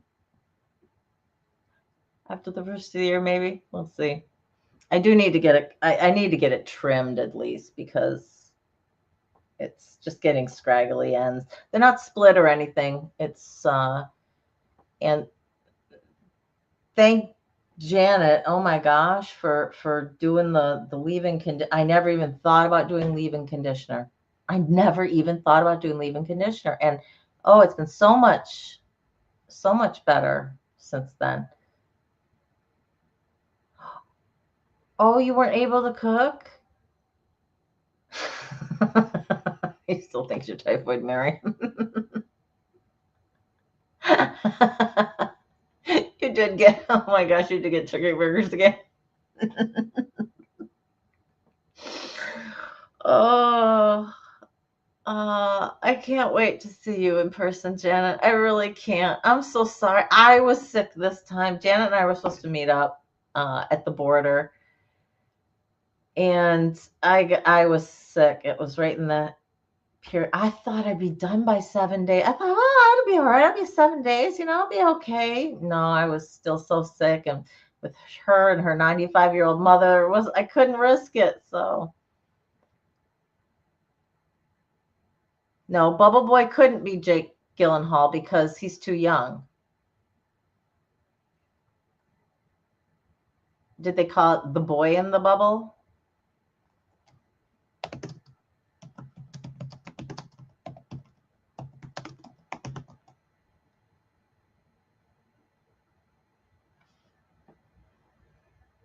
Bubble Boy, 1976. True story of David Vedder was played by John Travolta. Thank you. Yes. Kermel, it's the pneumonia. It's just affecting the brain a little bit. It's okay. It's okay. I don't know much, but I was pretty sure it was John Travolta. And you know why? Because all I can think of young John Travolta is him in those 70s style shorts. Do you guys remember those? Those short shorts. They like had like white ribbing around the edges of them or whatever with his skinny ass white legs in that bubble. The boy in the plastic bubble, 1976. Yeah. Oh my goodness. A tablespoon of coconut oil. Okay. I know that there's a lot of conditioners and stuff that have coconut oil in them. And I actually think I have some coconut oil in a jar, organic, by the way. But yeah, you can see I didn't put a whole lot into it this morning because I needed it to stay up. And if I put too much leave-in conditioner, it is a little bit too heavy and I can't get that bun to stay in my hair because my hair is so thick. So you can see it's frizzing. And it was this issue that we were trying to figure out because at one point I was going to get it cut short because I'm tired of it. But until we dealt with this frizz and were able to tame it, it was like, no, we can't. It would I would look like Gilda Radner, basically. So we had to try to do that.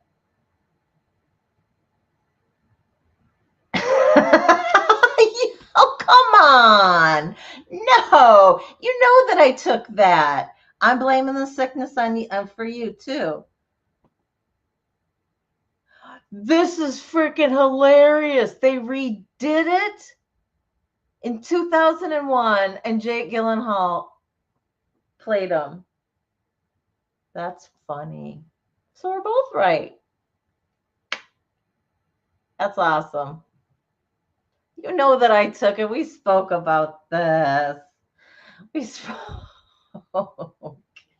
Because I got the one kind and then I got the other. And then, so I have both the kinds that you use.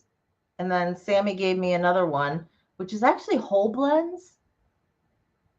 It actually works really well. I think that's by, is that fructose? Fructose. Garnier. I think whole blends might be Garnier. So cheaper and works pretty good, pretty darn good. Sammy is a smarty. She so is. I tell you.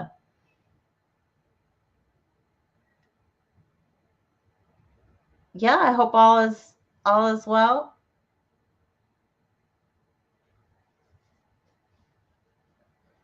All right.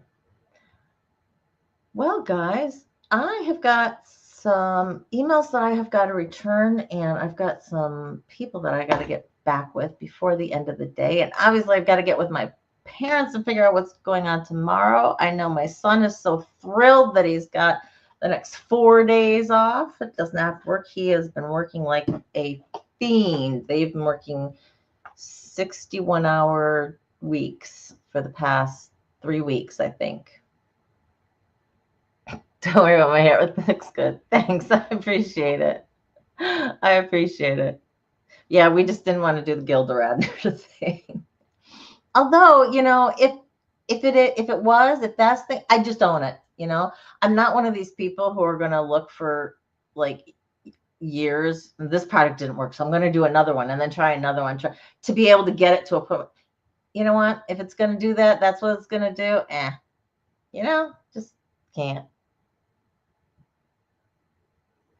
Carrie Ann's going to post the soda bread. I'm assuming the peanut butter cookies are already up there. I think she's got another one.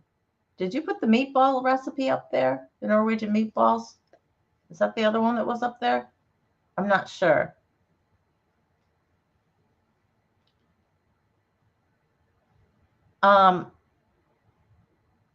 Chris, can you shoot Janet's channel up since you've got a wrench?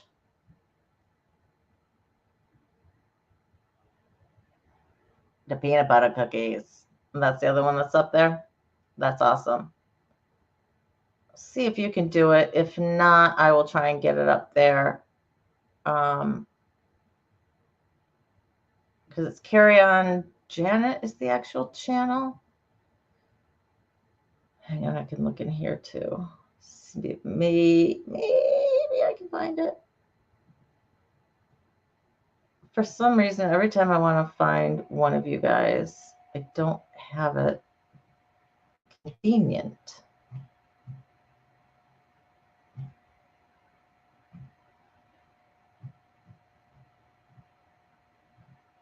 See, I'm looking under subscriptions and it's pulling up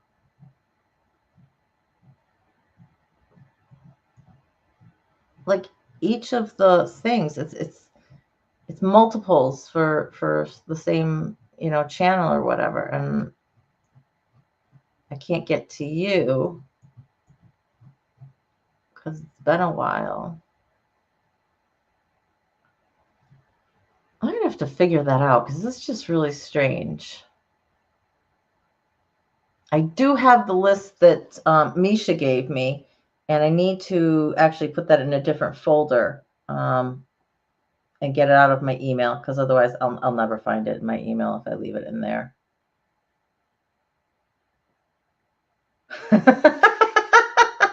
Your Norwegian mom made up the recipe. That's why it's Norwegian meatballs. I love it. I love that, Janet. I told you guys, Charlotte rocks. 100%. That's fabulous. All right. Well, guys, Saturday.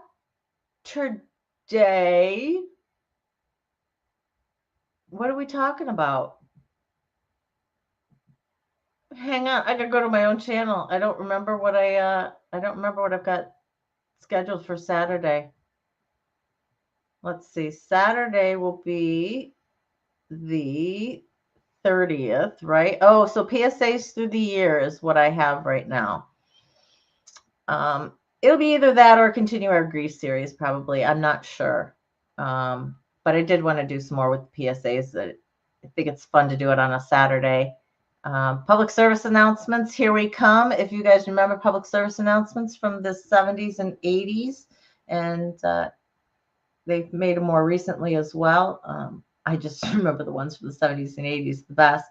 We're going to talk about those and dealing with sexual assault and child abuse, and how they tackled that. When did they tackle it? What kind of message did they send? Who was good at doing it? Nonprofits put out things, the government put out things. So I just kind of look at it all. Some of it will definitely get a good laugh from. And we'll see where they are up until now. So we'll take it all the way to present.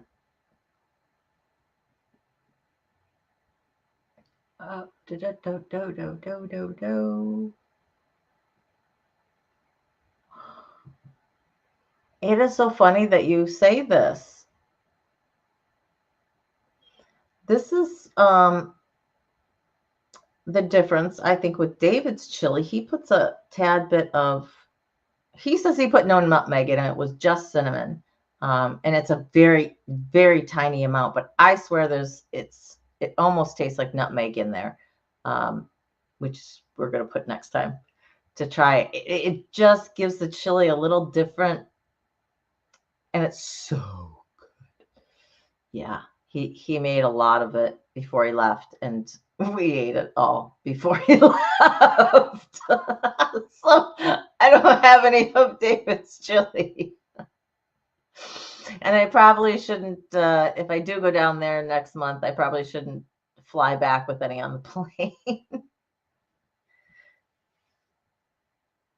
Someone says that's Cincinnati Chili Z. Yeah, interesting.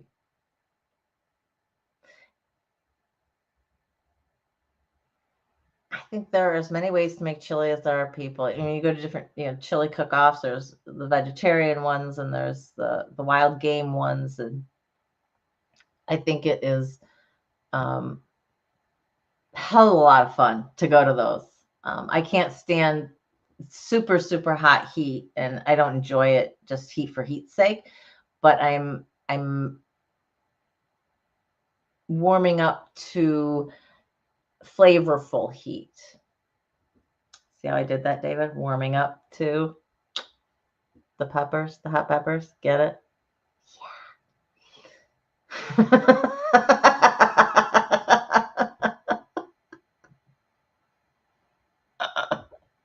Yeah. Me and my crock pot of chili.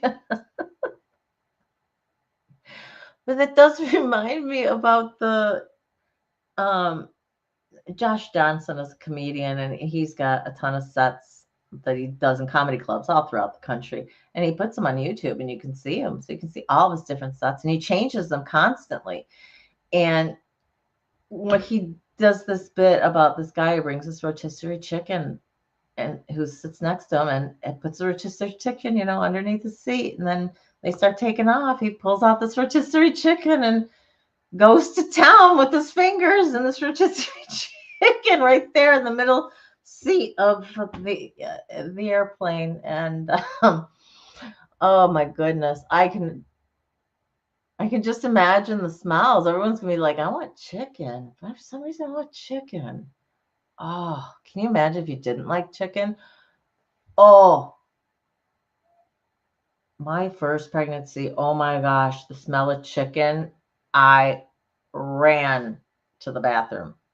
That was the only thing that sent me there. But yeah, the smell of chicken. Seven says, I love Texas red chili.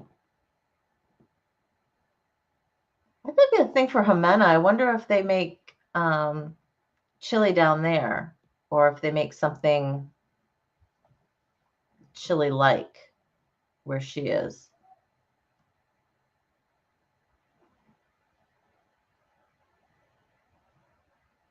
You boarded the plane with 3 white oak seedlings that you grew from acorns because you wanted to plant them and you planted them in British Columbia. I'm assuming at the house.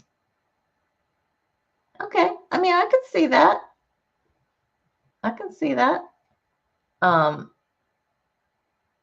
You do look up like YouTube videos and like weird things people bring on planes or whatever. And someone did bring their pet llama. It was an emotional support animal.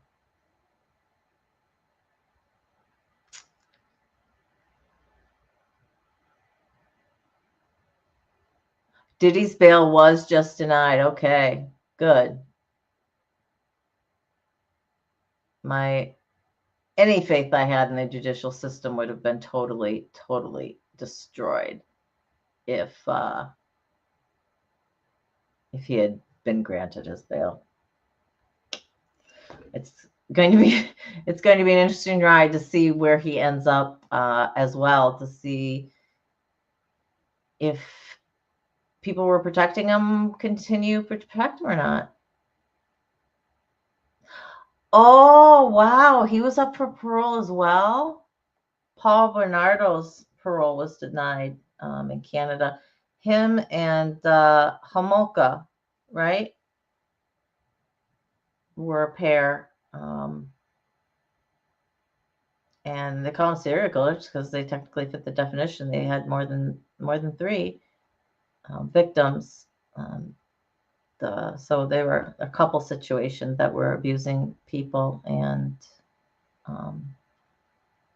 then killing them. So good. I'm glad that he is a monster. He is a monster, 100%. I was listening before I came on today. It was this afternoon.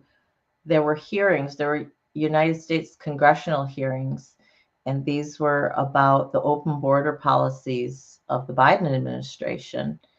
And there were 4 people who testified, from various positions. One was a border agent. One was a person who was with a watchdog agency. Somebody else was just with a nonprofit. But what they were doing is they were all talking about the sex trafficking and how the Biden administration policies, the open border policies, have made it easier for especially migrant children, women and children, but especially the children, to be trafficked. They're changing their identities, giving them new papers before they even reach the United States. Because a lot of times you've got unaccompanied minors, people just send their kids on, with somebody else in hopes that they can, make it to the United States and make it to a better life, or make it to an uncle, or, whatever contact that they have. And apparently that the federal agency that is in charge of these children, have admitted that they have lost, meaning they have no idea where almost 325,000 children are. They're unaccompanied minors that were placed with a sponsor family. And they don't have a clue as to where these kids are right now. 325,000. So what all of these witnesses were arguing was that currently the United States government was responsible for one of the biggest sex trafficking rings, based on its policies of allowing these people easier access into the country. Yeah, 325,000 in the last, I think, 4 years. It was pretty powerful. I only heard, out of the 4, I got through, I think, like 2.5 of them before I had to do something else, and then ended up live here. But yeah, because when I saw a headline that said, you congressional hearings and, United States biggest sex trafficker, I'm like, holy camole, what's going on here? Yeah. So a very interesting topic to take up. Definitely something that I want to look into. I personally have been concerned about the open border policies and what it's done to our infrastructure, our social infrastructure here. And it does not surprise me. It does not surprise me that they've lost track of these people. When they opened the policies, they softened a lot of the vetting procedures.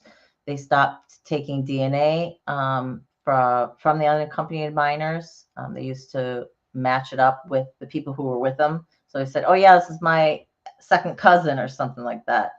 They'd have a DNA swab done to prove that, yes, you were in the company of somebody who was in your family.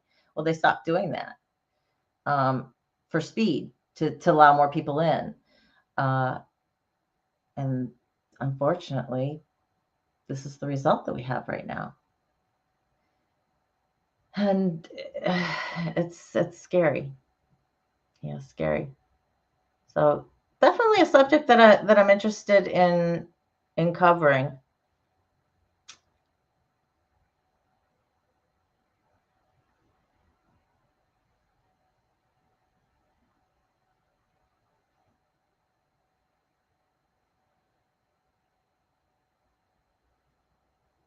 Oh, that's awesome. We used to bring containers of the chili to people who had moved. That's great. I think if there's something from a local area, and you can bring, and it's kind of like just that one, that's awesome. I brought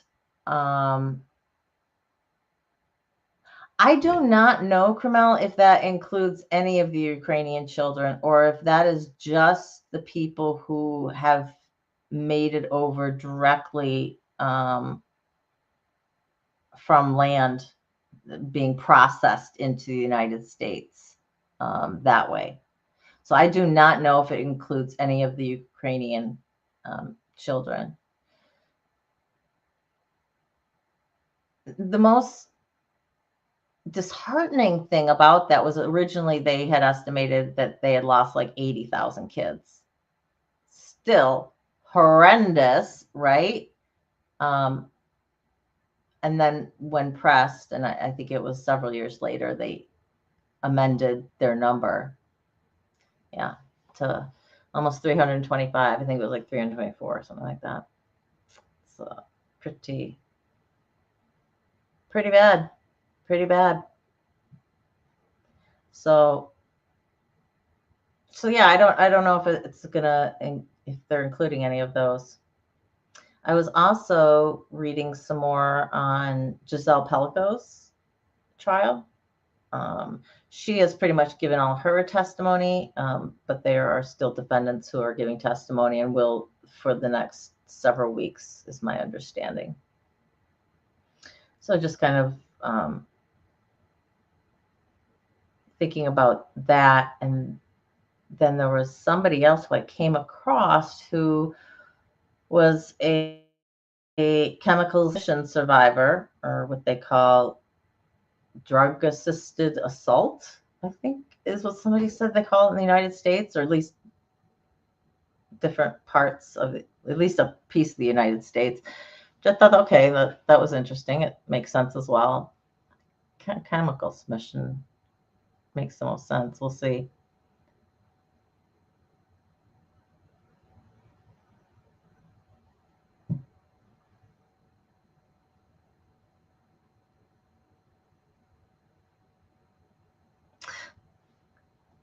Yeah, and that's one of the main reasons why I've avoided anything with this type of story,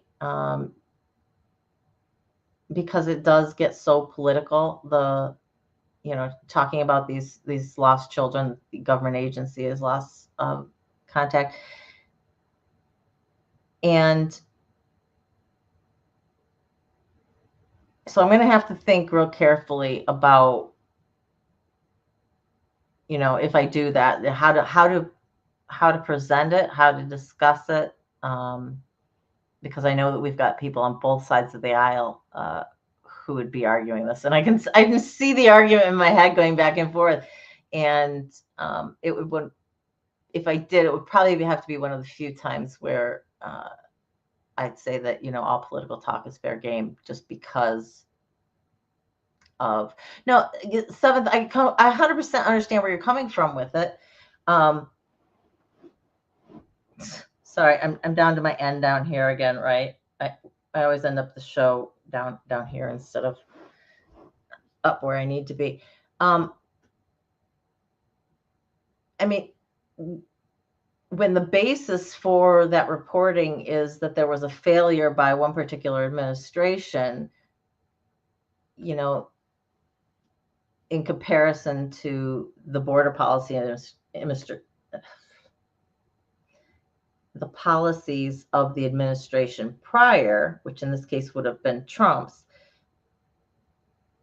there's going to be political talk. So whether you agree with Trump's policies on border and nothing else, whether you don't agree with even that, you know, I mean, it's just so much that I don't think you can separate out the political for it. So don't worry about it. It's just something that we just won't get into tonight.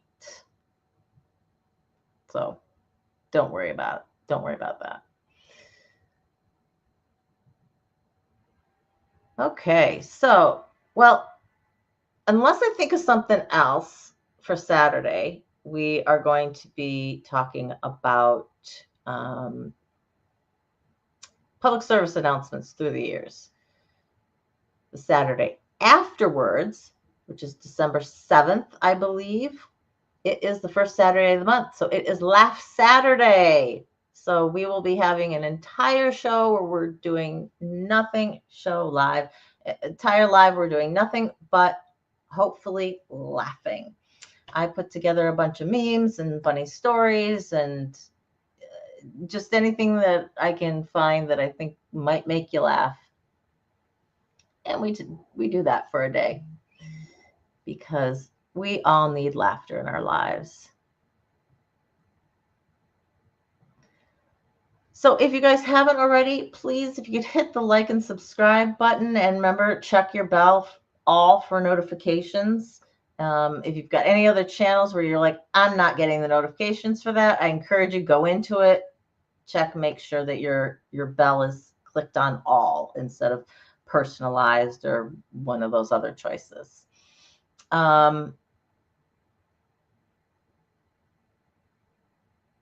Trying to think if there's anything else I wanted to tell you before I clicked off today. Nope. I hope to go live at some point tomorrow to help out with the 24-hour with the village. I will definitely check things out. If I do, probably be midday, kind of like a Sunday.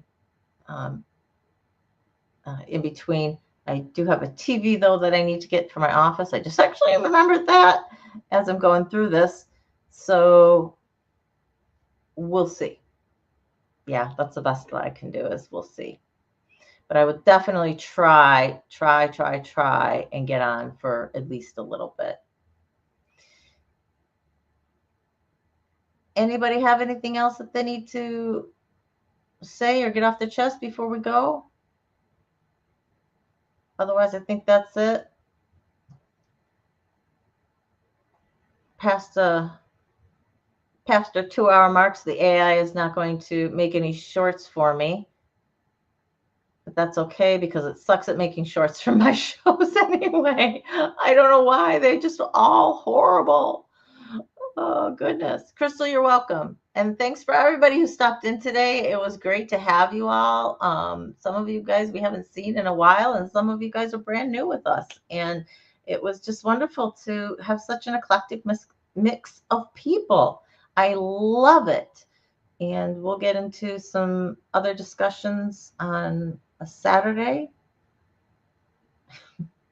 And they're done. All right, guys. Please remember that you are worthy. You are valuable. As a survivor, you're strong, stronger than you realize. And you're loved just the way you are for who you are. You'll always find a place here, surviving together, never alone. Hugs and love, guys. Mwah. So much. We'll see you later.